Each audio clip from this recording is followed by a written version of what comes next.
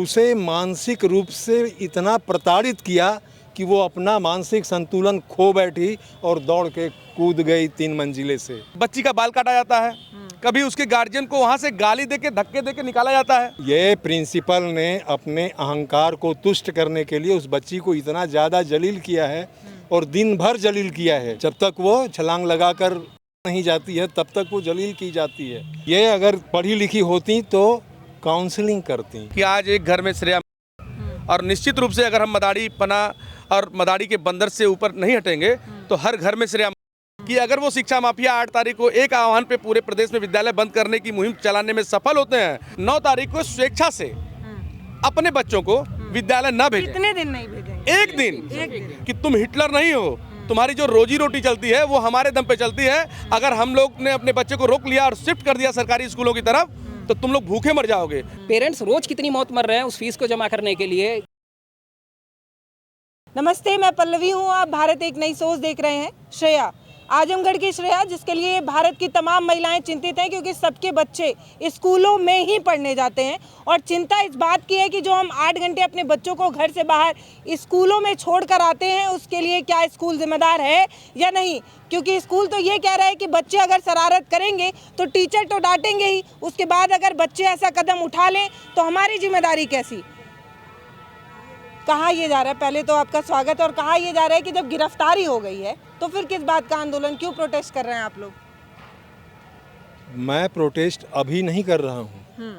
अभी इस गिरफ्तारी के बाद वो स्कूल मैनेजमेंट 8 अगस्त को बंद बुलाया है जी। और ये पूरे प्रदेश में स्कूल बंद करने जा रहे हैं 8 अगस्त को, बिना कारण बताए, बिना किसी सूचना के।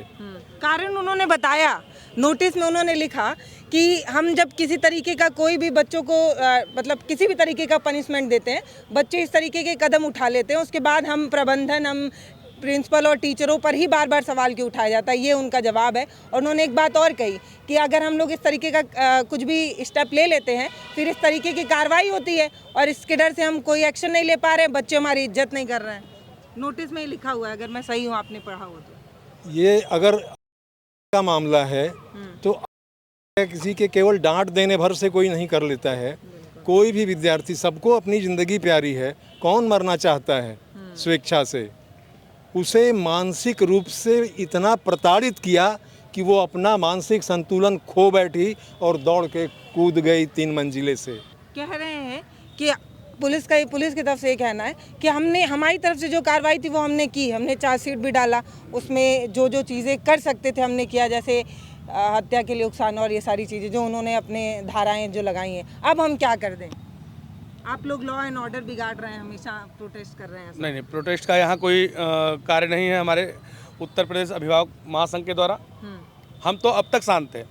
सच्चाई ये है अब क्यों आए हैं? हाँ, अब आने के पीछे बड़ा कारण बना कि अभी 2 दिन पहले एक सूचना आई है कि उत्तर प्रदेश के तमाम ICSE और CBSE से गवर्न होने वाले विद्यालयों को एक संदेश गया है उनके अध्यक्ष द्वारा। अब कौन अध्यक्ष है उसका नहीं पता, कि सभी विद्यालयों को बंद किया जाए। 8 तारीख को सारे विद्यालय बंद रहेंगे। तो जब भैया गिरफ्तार हो गए वो प्रिंसिपल और टीचर, उस पर जांच चल रही है, न्यायपालिका का विषय है। तो जैसा कि आपने पूछा ना कि क्यों प्रोटेस्ट, तो क्यों विद्यालय बंदी का ये इतना बड़ा आह्वान और इतना बड़ा कदम उठाया जा रहा है। इसका मतलब कहीं ना कहीं आप अपने कृत्यों को छुपाने का काम कर रहे हैं कि आपके विद्यालय में ऐसी अनेकानेक घटनाएं होती हैं। और आज से ही नहीं, हम लोग की लड़ाई तो 8 सालों से चल रही है अभिभावक महासंघ की। कृत्यों को इस रूप में छिपाया जाता है, कभी बच्चियों का बाल काट दिया जाता है उसी स्कूल में, किसी भी स्कूलों में, पूरे प्रदेश की लड़ाई लड़ते हैं ना हम। अच्छा।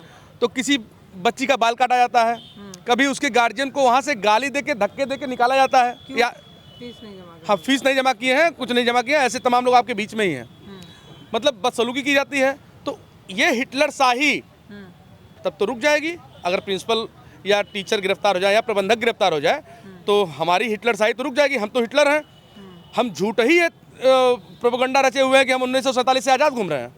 यहाँ तो हमारे आज़ादी पे ऐसे ईस्ट इंडिया कंपनी और ऐसे अंग्रेज बैठे हुए हैं शिक्षा माफिया के रूप में कि जो हमको अभी भी गुलाम समझ रहे हैं। अब गुलाम नहीं, आप मीडिया के माध्यम से बता दूं, मदारी और बंदर का खेल देखा होगा आपने। वो अपने आप को वही मदारी और हम लोग को बंदर नहीं, की उनका भूमिका ये कहना है कि अब तो ये मैटर कोर्ट में चला गया, अब वहाँ से जो भी काम होगा, जो न्याय मिलना होगा वो मिलेगा। स्कूल का ये कहना है कि जब बच्चे बदमाशी करेंगे तो हम डांटेंगे ही। अब बच्चे आक्रोश में आकर अगर इस तरीके का कदम उठा लेते हैं तो हर बार स्कूल प्रशासन मतलब स्कूल प्रिंसिपल और टीचर पर ही सवाल क्यों? नहीं, इसमें ना मैम दो तीन चीज़ें हैं। एक ये तो या तो ये पहले क्लियर करें कि शिक्षा हो गया, स्वास्थ्य है या फिर न्याय है, ये सेवा है या व्यवसाय है, पहला। ठीक। दूसरा रही बात इनकी वो कि हम डांटेंगे नहीं, बिल्कुल डांटेंगे। हम सभी स्टूडेंट लाइफ जी के हैं या फिर स्टूडेंट लाइफ में ही है, बिल्कुल डांट पड़ती है, बट एक तरीका होता है बिल्कुल डांटने का। अगर आप मुझे एक 17-18 साल की लड़की या लड़का कोई भी हो, डजंट मैटर, आप हर समझते हैं ना कि हर स्कूल में एक गुटबाजी होती है क्लासरूम में। वैसे आप किसी बच्ची को पनिशमेंट का ये तरीका देंगे कि आप अपने रूम के बाहर या क्लासरूम के बाहर या उसको क्लासरूम में घुमाएं और बताएं किसने ये काम किया है। जैसे कि अगर मैंने कोई गुनाह किया है तो एक अच्छा स्कूल या अच्छा टीचर होने के नाते आपकी ये रिस्पॉन्सिबिलिटी नहीं बनती कि पहले आप उसे अच्छे से काउंसिल करो। किस बेस पे आपको अच्छा स्कूल माना जाए? सिर्फ इसलिए कि आपने बड़ी बिल्डिंगें बना ली हैं, सिर्फ इसलिए कि आपके पास 100 सैकड़ों गाड़ियाँ हैं, हम क्यों माने? आप अच्छे शिक्षक तो रखिए। अगर उसके पास जो भी है, हम कह रहे हैं कि अभी वो आपको कहा जाता है, आप तमाम टीचरों को तुलना की गई है कि आप जो है भगवान से भी बड़े हैं, गुरु गोविंद दोनों खड़े। तो जब आप भगवान से भी बड़े हैं तो भगवान तो हमारी गलतियां माफ़ ही कर देते हैं। हम तो न जाने अपने ज़िंदगी में कितने पाप कर देते हैं, तो भगवान माफ़ कर देते हैं। आप पढ़े लिखे सब हैं, न जाने कितनी डिग्रियां होंगी आपके पास, तभी तो इतने महंगे स्कूलों में आप पढ़ा रहे हैं। एक छोटे से बच्चे की एक छोटी सी गलती आप बर्दाश्त नहीं कर पाते हैं और आप उसका नुमाइश निकालते हैं। आपको लगता है इसी वजह से श्रेया ने ऐसा कदम उठाया? हाँ, उसे मानसिक रूप से बहुत अधिक प्रताड़ित किया गया है, ये जलील किया गया है। ये प्रिंसिपल अगर डेली उनका रूटीन चेकिंग करना है, अगर बच्चे के जेब में, बच्चे के बैग में कीपैड वाली मोबाइल थी, फादर ने दिया था, बच्ची दूर से आती थी, किसी मुसीबत में पड़ जाए तो कॉल कर ले, बस इतना ही सोचा होगा ना। इंफॉर्मेशन टेक्नोलॉजी से दूर कर देंगे आप बच्चों को? बच्चे बैग में अपने कीपैड मोबाइल भी नहीं रख सकते। तो अभी आज जो ये प्रिंसिपल ने अपने अहंकार को तुष्ट करने के लिए उस बच्ची को इतना ज़्यादा जलील किया है और दिन भर जलील किया है। जब तक वो छलांग लगाकर नहीं जाती है तब तक वो जलील की जाती है, क्लास में घुमाया जाता है उसको अपने अहंग को तुष्ट करने के लिए। तो अभी आप लोग जो ये बैठक कर रहे हैं उसमें आप लोग क्या बातचीत कर रहे हैं? कैसे गार्जियन को या जो प्राइवेट स्कूल है उसकी मनमानी को रोकने के लिए आप मतलब क्या तो बातचीत? अभी सबसे पहले सरकार से, शासन से, प्रशासन से एक ही मांग है कि वेल क्वालिफाइड एजुकेशन प्राप्त टीचर ही वहाँ दिखें। इनके क्वालिफिकेशन की जांच होनी चाहिए। आपको लगता है मतलब ज़्यादा पढ़ी लिखी नहीं है? ये अगर पढ़ी लिखी होती तो काउंसलिंग करती, बाल मनोविज्ञान की समझ होती इनके अंदर। एक शिक्षक के अंदर बाल मनोविज्ञान की समझ होनी चाहिए। उस स्तर तक बच्चा अगर कोई अपराध करता है, बड़ा अपराध करता है, बैठा के काउंसलिंग करनी चाहिए थी। खुद नहीं कर सकती हैं तो किसी साइकोलॉजिस्ट को बुला के करवाना चाहिए था, बजाय जलील करने के। जलील करना स्वयं को तुष्टीकरण का एक मनोविकार है, ये एक मनोविकृति है। ऐसे मनोरोगी हर विभाग में देखने को मिल जाएंगे आपको। पुलिस में भी ऐसे लोग होते हैं, आप जहाँ काम करती हैं वहाँ भी ऐसे लोग मिल जाएंगे। एक एक मनोरोगी हर तरफ दिख जाते हैं। खुद के ईगो को संतुष्ट करने के लिए सामने वाले को जलील करो। लेकिन वो पावरफुल तो हैं। हम आजमगढ़ के एक स्कूल के बारे में बात कर रहे थे कि फला स्कूल में इस तरीके की घटना हुई, उन्होंने अपना पावर दिखाया। उत्तर प्रदेश के सारे स्कूल बंद है। निश्चित रूप से वो शिक्षा माफिया हम क्यों कह रहे हैं, वो एक कारपोरेट के रूप में काम कर रहे हैं। और शिक्षा माफिया पूरी तरह से ये इस बात से संतुष्ट हैं कि हम जैसा चाहेंगे। हमने अभी मदारी की बात जो करी ना, वो अपने आप को ये मान के चलते हैं कि वो मदारी हैं और अभिभावक बंदर हैं। जैसे वो उनको डमरू बजाएंगे वैसे अभिभावक नाचता है। और यही कारण है कि आज एक घर में श्रेया, और निश्चित रूप से अगर हम मदारी पना और मदारी के बंदर से ऊपर नहीं हटेंगे तो हर घर में श्रेया। ऐसा क्यों कह रहे हैं? मतलब आप ऐसा कैसे कह सकते हैं कि एक जो स्कूल है वो पूरा मदारी अभी बढ़ेगा उनका मनोबल। जैसे एक ने एकजुटता दिखाई। अभी आज हमने एक बैठक के लिए अभी एक यहाँ पे आह्वान किया था। आपके सामने देख रहे होंगे कि 50 लोग बामुश्किलन इकट्ठा होंगे, ठीक है ना। 50 लोग बामुश्किलन यहाँ इकट्ठा होंगे और जनसंख्या यहाँ की कितनी है, लगभग 55 लाख। तो 55 लाख लोगों को जगाने के लिए ये 50 लोग ही पर्याप्त हैं। इसका मतलब कि इस 50 लोग ही जगाएंगे उनको।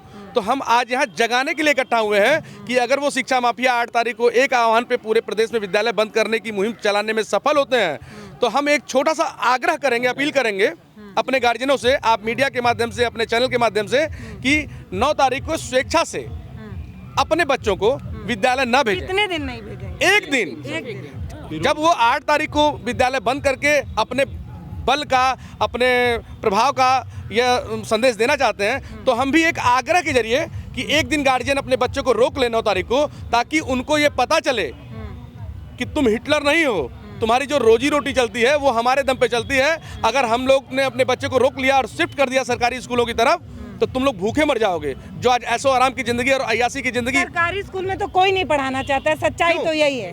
क्यों? जबकि सबसे ज्यादा ट्रेंड टीचर सरकारी स्कूल में सबसे ज्यादा पढ़े लिखे होते हैं, ये तो बात सही है। काउंसलिंग के सबसे लेकिन अच्छे तरीके उनके पास होते प्राइवेट स्कूल जो है वो कुकुरमुत्ते की तरह इसीलिए तो आगे बढ़ रहा है ना, इसीलिए ये तो इतने- पुरानी बात है। हाँ। अभी नई शिक्षा नीति के बाद सरकारी स्कूलों का नवीनीकरण किया जा रहा है, और हमारे यहाँ उत्तर प्रदेश में जो शिक्षकों की बहाली हो रही है, हमारी सरकार ने फिल्टर कर दिया है, फिल्टर करके टीचर निकाले जा रहे हैं। अब पैरवी वाले टीचर नहीं हैं सरकारी स्कूलों में, तो वो भी अब क्वालिटी एजुकेशन देने में सक्षम हैं। और आप वो दिन दूर नहीं है कि ये ताला लगा देंगे अपने स्कूलों में। इनकी रोजी रोटी तो हम ही से चलती है ना। जैसे आप लोग बैठक कर रहे हैं लगातार 5, 6, 7 दिन हो गए जो आप लोग बैठक कर रहे हैं, उससे मुझे नहीं पता कितना लोग सोच नहीं हुआ। हाँ। उत्तर प्रदेश अभिभावक महासंघ के आपका पहला दिन है। हाँ, ये पहला दिन, वो भी इसलिए है। आजमगढ़ में लगातार हो रहा है इसलिए। ये आज की बैठक जो ठीक बात है, है, आपकी बैठक पे ही मैं बात करती हूँ। जैसे आप लोगों ने बैठक की, आप लोगों ने लोगों से आह्वान किया कि वो 8 को बंद करेंगे, तो प्रतिक्रिया में हम 9 को बंद करेंगे। एक सवाल ये भी है कि इससे बच्चों की शिक्षा पर भी प्रभाव पड़ेगा, है ना। अगले दिन वो 10 को बंद करेंगे, आप 11 को बंद करिएगा, वो 15 को बंद करें, आप 18 है। लेकिन हम मजबूर हैं, हमें भी अभिभावकों को जगाना है। जग रहे हैं। हाँ, अभिभावक जगेंगे और ये लड़ाई लंबी चलने वाली है। ये नियमित हो जाएंगे, ये हर रेगुलेशन को मानेंगे, हर एक्ट को मानेंगे। ये आंदोलन अब कंटिन्यू 365 दिन चलने वाला है। बच्चों को डिसिप्लिन में लाने के लिए कुछ ना कुछ तो बोलेंगे ही ना बच्चों को। या अब उन्होंने कहा कि हमने किसी तरीके का फिजिकल हरासमेंट नहीं किया बच्ची के साथ, बच्ची को थप्पड़ तक नहीं मारा है, तो अगर कुछ भी बोल दें और बच्चे इस तरीके का स्टेप उठा लें, तो इसमें स्कूल की क्या गलती है? बिल्कुल गलती है, उनको मानसिक रूप से हरासमेंट किया गया। आज के समय में 16 साल की बच्ची थी, एक 40 साल का नौजवान या 30 साल नौजवान आत्महत्या के लिए 100 बार सोचता तो जाकर वापस से आता देख के। वो तो छोटी बच्ची थी, उसकी क्या कसूर थी? मोबाइल पकड़ा गया तो उसकी माँ ने एक्सेप्ट किया ना, मोबाइल उसने दिया था, कीपैड मोबाइल जो है। इतना हरासमेंट करने की क्या जरूरत थी उसको जो है। जैसे अगर मोबाइल प्राइवेट स्कूल की मनमानियां है। बिल्कुल है ना, बिल्कुल है। अगर देखिए, अगर मोबाइल मान लीजिए मोबाइल मिली भी है, अगर मोबाइल यूज़ करते हुए वो पकड़ी गई है क्लासरूम में या कैंपस के अंदर, तब तो एक गलती उसकी मानी जा सकती है। अगर मोबाइल स्विच ऑफ है और उसके बैग में है, बच्चे कहाँ से आते हैं? जरूरी नहीं है ना कि सब नगर पालिका के अंदर ही हैं। वो कहीं गांव दूर दराज से आ रहा है, कोई अगर उसको साधन मिला नहीं मिला, उसके पिताजी ने खुद एक्सेप्ट किया है कि उन्होंने दिया हुआ था।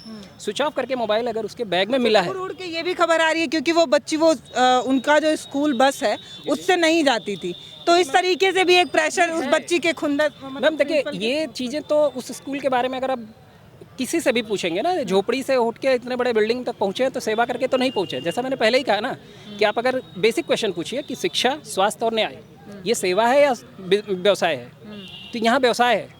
इसको ज़बरदस्ती का लोगों ने मंदिर बांध रखा, मंदिर है नहीं। अब वो बात नहीं है लोगों में, अब वो ना गुरु हैं।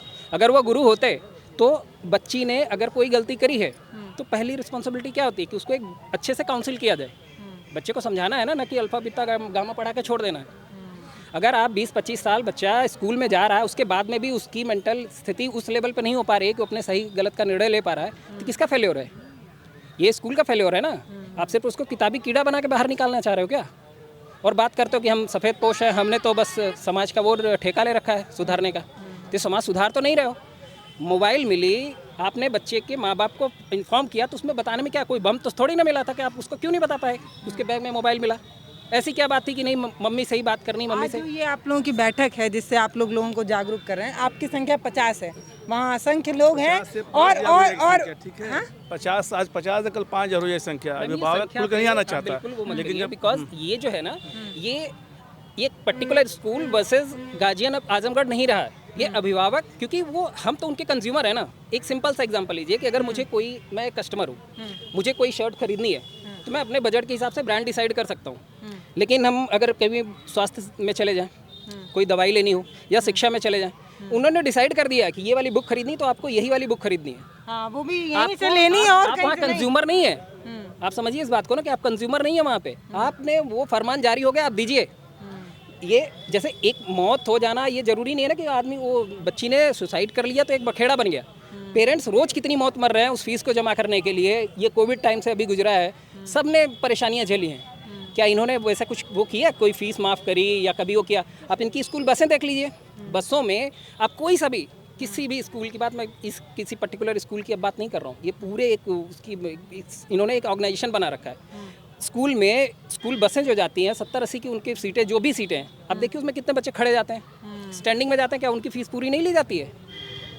तो ये इन्होंने पूरा एक अपना एक वो बनाया हुआ, गैंग बनाया हुआ है। आप बताइए कि अगर उस बच्ची ने जो भी एक दुर्घटना हुई हो गई, पहला काम क्या होता था? एक मोरल उसके नाते, आप तो स्कूल के वो हो ना, आप पहले आते, माँ बाप को अपने फेवर में लेते, उनको बोलते, उनको पूरा भरोसा दिलाते कि न्याय होगा आपके साथ में। एक मोरल रिस्पॉन्सिबिलिटी के नाते अपने उस प्रिंसिपल और उस टीचर को वैसे ही बर्खास्त कर देते आप कि जब तक जांच हो रही है आप बाहर रहो। होता था। आपने उस बच्ची के लिए कितने दिन स्कूल बंद किया? किसी स्कूल ने, जो ये एसोसिएशन अभी खड़ा हुआ है, ये एसोसिएशन पूरे उत्तर प्रदेश या भारत का कहाँ चला गया था? अभी कुछ दिन पहले अयोध्या में एक बच्ची ऐसे ही सेंट जेवियर से कहाँ से वो गिरी थी, ज्योति निकेतन में होता रहता है। प्रॉब्लम ये है कि हम एकजुट नहीं हो पा रहे हैं। रीज़न है कि वही डर, और हमें पता नहीं है क्यों ये डर सता रहा है, क्योंकि हम दे रहे हैं पैसे ना। अगर हम पैसे दे रहे हैं उसके बाद में भी हम डरे पड़े हैं इन चंद मुट्ठी भर लोगों से, जो कि झोपड़ी से पता नहीं कितने बड़े बड़े महल बना लिए, और अपनी वो ब्रांड किस बेस पे बनाए कि हमारे पास नंबर ऑफ बसेस इतनी है, हमारे पास इतनी बड़ी बड़ी बिल्डिंगें हैं। आप इतिहास उठा के देखिए, किसी का कोई सफ़ेद पोश नहीं है, सबके इतने कारनामे हैं कि अगर कोई खोल दे तो वो हो जाएगा। बस इन्होंने, जो हम इतने देर से बातचीत कर रहे हैं, अगर आपको इस बात में कुछ भी समझ आया है तो आप सिर्फ इतना समझिए ना कि मैं बस इतना कहना चाहती हूँ, यहाँ पे चंद लोग हैं जो अपनी बात बता रहे हैं। दिन में आप लोग भी जब भी स्कूल जाते होंगे सारी चीज़ें फेस करते होंगे कि एक स्कूल कभी भी कोई भी नियम ला देता है। कभी ड्रेस चेंज कर देंगे, आज नीला पहना रहे हैं, कल हम तो भैया हमारे स्कूल में लाल पहन के आइए, और आप सबको लाल खरीदना ही पड़ेगा। तो जब ये स्कूल वाले ये तय कर दें, आज कोई नियम ला के ये तय कर दें कि हमारे स्कूल में अगले दिन से बच्चे रेड ड्रेस पहन के आएंगे, ये सारे माता पिता जिनके पास पैसा हो या ना हो, अगले दिन से वो लाल ड्रेस पहना कर बच्चों को भेजने लगते हैं। क्यों? क्योंकि स्कूल का ये नियम है। तो क्या स्कूल के नियम में इतनी सी बात उनको ये नहीं समझ में आई कि एक प्रिंसिपल जब तमाम मीडिया कैमरों के बीच में थी तो वो ये तो बोल देती कि मेरी संवेदना माता पिता के साथ है? उन्होंने ये तक नहीं कहा।